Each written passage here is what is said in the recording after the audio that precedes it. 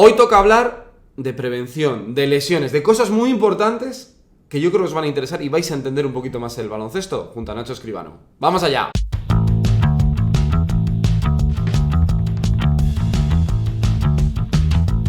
Muy buenas, bienvenidos a mi canal, hablemos de básquet. Hablemos, en este caso, de un tema súper interesante, que es la prevención. ¿Lo he dicho bien, Nacho? Muy bueno. Vamos a bautizarlo. Muy buena, Sergio. Vamos a bautizarlo. Yo sabía yo que iba a meterme en un jardín. He salido súper rápido, ¿eh?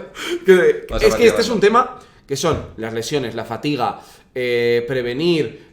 Hay muchas palabras que se utilizan, pero ¿cómo es exactamente el tema que vamos a hablar? Sí, pues mira, Sergio, perdona de haberte interrumpido nada más. No, pero es que estamos viendo a alguien que ya está no muy fuera, pero en el sentido de que no está en el día a día, y tú que estás en el día a día, esos matices. Pero sí que es muy importante, Sergio, y por eso me parece que es súper chulo lo que estás haciendo, pues al final dando a esta voz, de que utilicemos muy bien las palabras, de que seamos muy meticulosos. Mira, a mí más que hablar de prevención de lesiones, me gusta hablar de minimización del riesgo de las lesiones. Que es lo mismo, pero no es lo mismo. Que es lo mismo, pero no es lo mismo, porque mira, si decimos prevenir, parece que estamos haciendo de que si tú haces A, B, C, no va a pasar D. Ya. Pero en una lesión que al final es multifactorial, depende de tantísimas cosas, y una de las cosas que más depende es del azar, que no lo podemos controlar, ¿no? Sería algo arriesgado para el jugador o para la jugadora decirle, mira, si haces esto de trabajo de prevención de lesiones, o si haces estas estrategias de prevención de lesiones, no te vas a lesionar. Entonces, claro, eso sería engañar al jugador, a la jugadora. ¿Qué es lo que hay que decirle? Oye, mira, vamos a hacer este trabajo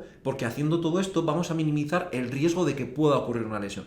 ¿Qué puede ocurrir? Sí, porque eres deportista y al final estás expuesta a esto. Y en baloncesto es un deporte de contacto. Y en baloncesto es un deporte de contacto, es un deporte de incertidumbre. Cuando estás arriba en el aire, tienes que caer y a ver qué pasa cuando caigas, ¿no? Entonces, por eso es importante manejar bien las palabras y hablar de minimización del riesgo de las lesiones para que en el caso de que ocurran, que pueden ocurrir, pues bueno, no nos echamos las manos a la cabeza e intentemos llevarlo de la mejor manera posible. Mira, vamos a hablar de temas como llegar muy cansado al último cuarto, lesiones que pueden pasar en las segundas partes, si es cierto o no, que esto tiene una evidencia, la recuperación de los esfuerzos. ¿Por qué hay entrenadores que sacan el cronómetro y juega 25 y no 28? Exacto. Y a mí me gustaría, porque el partido lo íbamos a ganar si fuera 30, pero está pensando en otras cosas. Vamos a hablar de todos estos temas, también de aspectos que yo te quiero preguntar, por ejemplo, y el primero vamos hablando de ello, que es que tiene que ver, por ejemplo, con los tiempos muertos. Está claro que se hidratan, pero ¿con qué se hidratan? Claro, mira, aquí sobre todo, ya lo avanzábamos un poco en el vídeo anterior, ¿te acuerdas? Que decíamos, a ver, ¿qué es mejor, el agua o la bebida deportiva? Entonces aquí sobre todo es, a ver, ¿en qué momento del tiempo muerto nos encontramos? ¿Es un primer tiempo muerto de estos de los primeros, de parcial de 6-0, tenemos que rompernos en el primer minuto, tal no sé qué? Vale, hay evidentemente agua, porque todavía no se ha producido un índice alto de deshidratación, vamos a ir bebiendo poco a poco.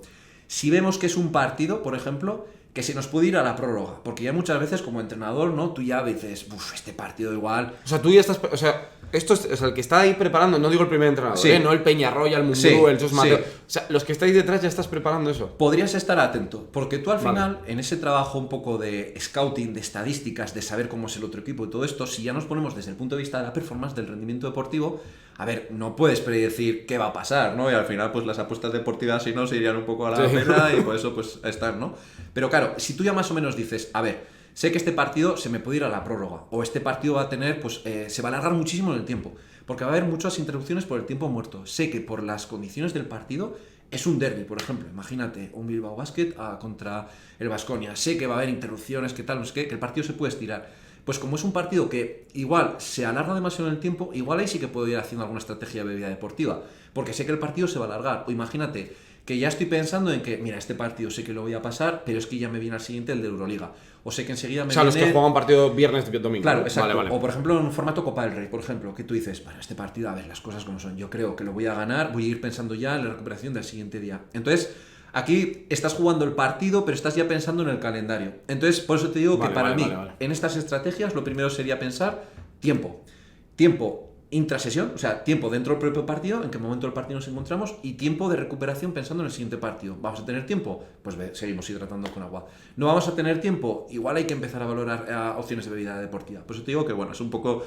ese trabajo que no siempre toman lo mismo. O sea, claro, exactamente. Y no todos los jugadores toman lo mismo. Ni todos los jugadores van a tomar lo mismo, ni el propio jugador, por ejemplo, en función de, pues es un poco de estas características, va a tomar lo mismo. Habrá veces que toma agua, a veces que toma una bebida deportiva, a veces una bebida deportiva con una concentración mayor o menor en un poco esas composiciones de vida deportiva, pues te digo que es ese ajuste específico al partido, al torneo, al jugador, pues cada persona... Y cada vez estamos viendo más, antes de empezar partidos, que hay equipos que se toman estos que son como geles. Sí, exacto. Que se lo toman antes de... Aquí, sobre todo, hay que manejar a dos cosas. La primera es, el jugador está entrenado a hacer estas estrategias, ¿no? De antes del partido, para que, oye, lo que le demos antes del partido que no le haga daño, ¿no? Porque así va a ser peor el remedio. Bueno, hay gente que hace carreras luego al baño. Claro, exactamente. Claro, que es claro. un poco, este es el problema, ¿no? De que al final, oye, tengas un problema gastrointestinal y no puedas tener un buen rendimiento, ¿no? Entonces, claro, aquí sería primero, el jugador, la jugadora está entrenado a esto, vale, vamos a hacer esta estrategia. ¿Tenemos tiempo suficiente para hacer esto? Vas con tiempo suficiente a llegar al pabellón, tus 90 minutos antes del partido, con tu calentamiento, no sé qué. Bien, lo podemos ir haciendo. Por eso te digo que siempre individualización. ¿Cómo es posible que dos jugadores que juegan en el mismo equipo, los entrenan a la misma persona, uno empiece el partido como un avión y llega al final del tercer cuarto y lo ves... Sí. Al límite, porque lo ves, ¿no? El que ha pasado, ya no digo que seas médico ni experto ni nada, tú simplemente a ojo dices, pues este está muy fuerte. Eso es. Y hay otros que acaban como una moto. Claro. ¿Eso a qué se debe? Mira, esto es multifactorial, va a depender de muchísimas cosas, ¿de acuerdo? Si lo vemos desde el punto de vista, por ejemplo, voy a ir metiéndome de donde menos me quiero meter en un jardín a donde luego ya profundizo más, ¿no? Desde el área, por ejemplo, de la activación psicológica. Pues hay jugadores que les cuesta muchísimo activarse, no llegar a ese punto óptimo de activación, manejar desde ese punto de ansiedad, motivación, hacia ese punto de fluir, ¿no? De flow, a jugadores pues que, oye, al revés, se activan súper rápido y ya están.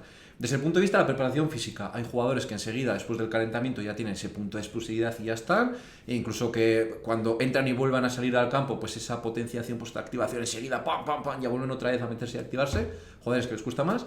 Y luego desde el punto de vista de la nutrición, de cómo ese jugador está gestionando sus reservas energéticas. Hay jugadores que esas reservas energéticas se vacían súper rápido y al final esa es una de las principales causas de fatiga, la deplección de los sustratos energéticos, es decir, que te has quedado sin pilas, ¿vale?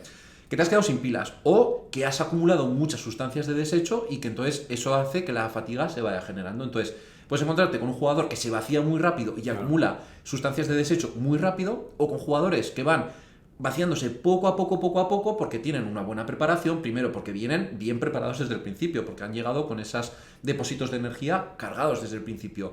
No acumulan esos materiales de desecho. ¿Por qué? Porque vienen también de un estado en el que no venían, pues ese estado inflamatorio, no venían con ese estado tan de fatiga acumulada, ¿no? Y ese es el que luego podemos ver que durante el juego aguanta más, y cuando llega a los lances finales del juego, tercer cuarto, cuarto, llega con más calidad y muchas veces es determinante para jugarse la última acción, para tener precisión en el último tiro, pues al final el éxito, ¿no?, de los últimos minutos. Claro, y en la prevención, ¿no?, o en ese minimizar riesgos, se tiene en cuenta, por ejemplo, esto es un vídeo de periodista, la frase, es que consume mucha energía cuando tira, me refiero, ese jugador que no levanta los pies del suelo, tira, mete, y luego está el típico jugador. Claro. Tenemos por ahí a Marcus Howard, justo detrás de Nacho, que salta mucho, que es muy vistoso. Claro. ¿Eso también se tiene en cuenta? Claro, aquí lo que hay que tener en cuenta es, pues desde el punto de vista de la eficiencia de los movimientos, ¿no?, de la mecánica de los movimientos, cuánta energía estás consumiendo, ¿para qué? Para luego dártela. Al final, ¿tu perfil de jugador cómo es? Oye, un jugador explosivo, un jugador más lento, un jugador que al final no va tanto al aire, un jugador que está más en el suelo. Vale, pues eso lo tenemos en cuenta, porque si eres un jugador que gasta toda esta energía, el problema no es que gastes energía, el problema es que luego no recuperes esa energía, ¿no? Si eres un jugador que, oye, que no gastas tanta energía, pues oye, igual lo que pasa es que no tenemos que darte ese superávit de energía, no te acumulemos la mochila que luego te cueste, ¿no?, vaciarla. Entonces, por eso, sí que es verdad que hay que tener en cuenta estos perfiles. Bueno, hablamos de minimizar lesiones. Hay lesiones, ocurren, es deporte. Bueno, en la vida te pasan cosas, te tropiezas por la calle, también te puede pasar. Pero, por ejemplo, para evitar lesiones de rodilla, ¿no?, que igual o tobillo, ¿no?, que son las dos articulaciones sagradas, más duras, ¿no? Porque yo creo que el tendón de Aquiles es diferente igual, ¿no? Sí, a ver, para mí, tanto el cruzado, las lesiones de piernas, ¿no?, a nivel de cruzado, como el tendón de Aquiles, son lesiones muy serias, al final por la duración que tiene el proceso, porque generalmente o en muchas ocasiones pues requieren de una intervención quirúrgica, y porque el proceso de recuperación es bastante complejo. Al final pues es muy sacrificado para la jugadora, ¿no? Entonces aquí, claro, sí que hay estrategias que pueden ayudar a minimizar el riesgo de aparición de estas lesiones. Sobre todo, ¿cuáles? Las que están encaminadas a que estas lesiones se minimicen cuando aparezcan en el tercer y en el cuarto, que es al final cuando hay más fatiga, cuando el jugador pues al final está acumulando, ¿no?, pues ya todos estos minutos de juego, y es más habitual que ocurran estas lesiones. Entonces, desde el punto de vista de la nutrición, que es un poco lo que más me compete y lo que te puedo hablar, ¿no? ¿Cómo podemos gestionar la alimentación para minimizar el riesgo de que estos eventos ocurran tercer, cuarto, ¿no? Que al final son esos momentos más críticos. Entonces, aquí, una cosa fundamental, la hidratación. Mira, hay muchísima literatura científica, muchísima evidencia que demuestra cómo pequeñas pérdidas de agua, de tan solo el 1 o 4%, que esto viene a ser de tu peso corporal, 1 o 4 kilos en forma de agua que has perdido por forma del sudor. Bueno, como les pasa a los de la Fórmula 1. Que sudan muchísimo, y de hecho ya ves Esos que están bien tienen, quietos, ¿eh? Claro, están bien quietos, pero tienen su pajita, que están todo el rato hidratándose. ¿Por qué? Porque conforme tú te vas deshidratando, no, al final, ¿tú por qué sudas? Porque acumulas calor, y el cuerpo, el calor lo tiene que sacar, porque si se acumula mucho calor en el cuerpo, al final es perjudicial, ¿no? Sí, claro. Entonces, lo que busca es un sistema de que ese calor salga. Como no te puedes tirar a la piscina, ¿qué hace el cuerpo? Te tira tu propia agua, te saca tu agua para que bajes la temperatura corporal. Claro, un agua que luego tienes que devolver. Claro, ¿qué es lo que pasa conforme vas perdiendo todo este agua? Que a nivel neuromuscular, a nivel un poco pues de todas estas estructuras del sistema locomotor, empieza a haber riesgos, y uno de ellos se ve muy claro cómo conforme avanza la deshidratación, la capacidad para saltar empeora. Pero no solo empeora en la capacidad de saltar en cantidad, lo alto que saltas o las veces que repites, los saltos. También es la calidad del salto. Que esto se ve, por ejemplo, cuando un jugador o una jugadora salta con muchísima fatiga, sus piernas fracasan, hay un valgo, que es un movimiento que es que las piernas se meten hacia adentro y puede venir una lesión tan seria como es el cruzado anterior, que es una lesión, por ejemplo, que tuvo Sergio Llull. Y que tu mente, esto que decimos que también es muy coloquial, que te encebollas, que te ves que no está... ¿Eso también influye por la deshidratación? Claro, sobre todo, mira, aquí más desde el punto de vista de la fatiga central. Vamos a hablar de que hay dos tipos de fatiga, como dos tipos de cansancio. La fatiga que se sale un poco de tu control del sistema nervioso, ¿vale? Que esa sería la periférica, los músculos, las piernas, tal, no sé qué. Sí, lo que estábamos hablando. Y luego la fatiga central, la fatiga un poco más mental, lo que dices. Entonces, claro, aquí sobre todo la cosa es, también influye la deshidratación, pero conforme se va gastando la energía que tú tienes, al final tu capacidad cognitiva de discriminar estímulos, de reaccionar bien a una acción, también disminuye. Entonces, claro, ¿qué es lo que puede pasar? Imagínate que tú, por ejemplo, no has distinguido bien de que tenías que hacer el aterrizaje de un salto de una entrada en este punto del campo. ¿Por qué? Porque al final, como tienes menos energía, el cuerpo que ha dicho, ostras, bastante que he conseguido levantar el balón para hacer la entrada, como para que ahora a nivel cognitivo planee bien dónde tengo que caer, cómo tengo que aterrizar, claro. Y luego ya viene un mal landing, luego ya viene una mala caída, pues que al final pues ya lleva todas estas lesiones, ¿no? Entonces, por eso te decía que es multifactorial, va a depender de muchísimas cosas las lesiones. Si nos lo llevamos al punto de la nutrición, la deshidratación desde el punto de vista mecánico, el vaciamiento de los sustratos energéticos, porque al final el cuerpo no tiene energía para llevar a todas las demandas, ¿no? La acumulación de sustancias de desecho, pues el lactato, el calor, la temperatura corporal, claro. ¿No? Al final todo esto va a hacer que vaya a producirse con más ocasiones estas lesiones. Entonces, estrategias que tenemos para evitarlo, la hidratación, fundamental. Claro, hidratación lo que hablamos. Con agua, con bebida deportiva, veamos un poco en el momento que nos encontramos, ¿no?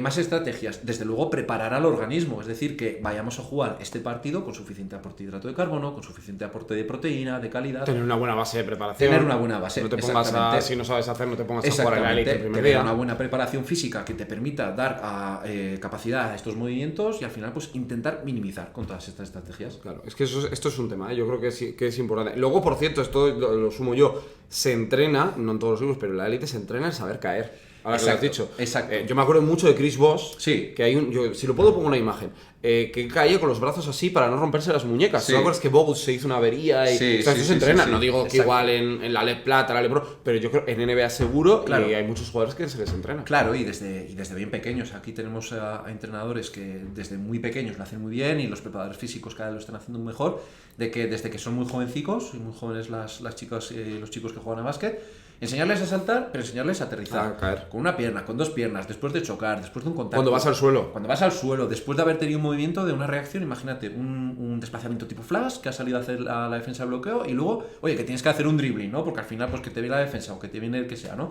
Entonces, intervenir desde todo esto, intervenir desde la preparación física, intervenir desde estos chicos, una buena educación nutricional para enseñarles a cómo tienen que recuperarse de la fatiga, para que luego cuando llegan a niveles más elevados del juego, pues lo que comentabas, una LEV, una CB, tengas que trabajar al detalle. Por eso hay muchos que hacen artes marciales. Parece una tontería. Sí. El Aikido creo que es el que te enseña, que prácticamente es a saber caer. Porque al final es control motor. Al final Claro. tú estás controlando cómo te estás moviendo, cómo estás haciendo todo esto, tienes mayor percepción de tu cuerpo, entonces pues al final permite, ¿no?